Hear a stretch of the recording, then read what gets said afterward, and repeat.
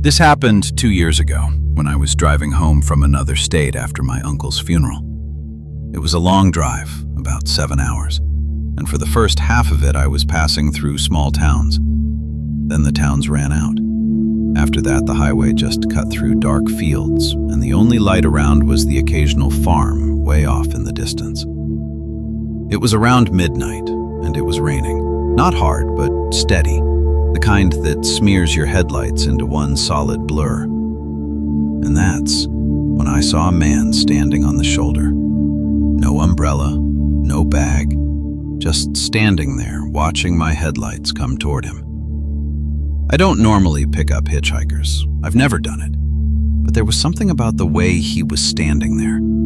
He wasn't waving me down, wasn't sticking his thumb out, just standing. And it made me slow down.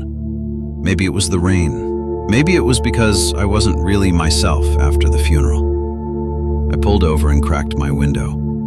He walked up, leaned down to the window, and all he said was, "Can you get me to the next town?" I said, "Sure, get in." He was maybe a little older than me, wearing a soaked windbreaker. No bag, no phone, nothing on him at all. He got in the passenger seat, buckled up, thanked me quietly, and stared out the window. I asked him what he was doing out there alone in that weather, at that hour. He said his car broke down, and he figured he'd just walk until somebody picked him up. The first 20 minutes were fine. I put the radio on, he was quiet, and I didn't push the conversation. But then, out of nowhere, he asked, "Was it hard burying him?" I never told him where I was coming from, or what happened. I hadn't told him anything about myself. I asked him how he knew that. He shrugged and said, "I can just see it on your face." I wrote it off as a coincidence, though something tightened up inside me. Then it got worse. He started talking about my family. Not directly, just in these fragments, like he was remembering something he'd forgotten a long time ago. He mentioned that I had a dog when I was a kid, and that it went missing. He said it offhand, staring out the window, almost like he was talking to himself. I did have a dog when I was about 9. And it did go missing, and I hadn't told that story to anybody in years. I gripped the wheel and told him maybe he should get out at the next exit, that I wasn't heading his way after all. He turned toward me, slowly, and for the first time the whole ride he looked me right in the eyes.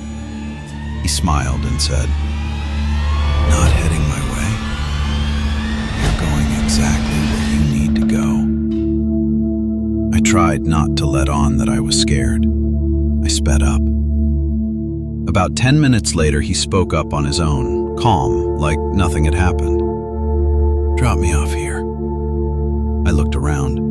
There was nothing out there. No houses, no lights, just an old gas station, clearly abandoned for a long time. No sign, windows busted out, entrance boarded up. I didn't argue. I pulled over on the shoulder next to it. He got out, didn't say thank you, didn't say anything at all, just shut the door and started walking toward the building in the rain. I pulled back onto the road and, I don't know why, I looked in my rearview mirror. The road was empty. He wasn't at the station. He wasn't on the shoulder. He wasn't anywhere.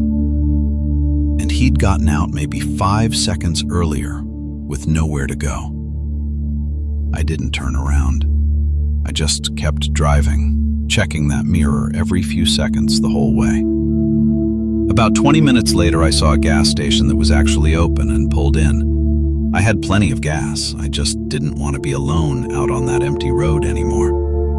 While I was paying at the counter, still shaken up, I asked the guy working the register about the abandoned station back on the highway, 20 miles or so behind me. He shrugged and said it had been abandoned for years, as long as he could remember. Then he handed me my change and added, almost as an afterthought, "Creepy place. Guy got hit and killed out there a couple years back. That night, in the rain. They never found who did it."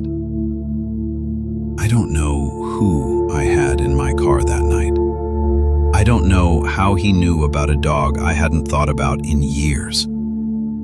All I know is that ever since then, I don't pick up hitchhikers.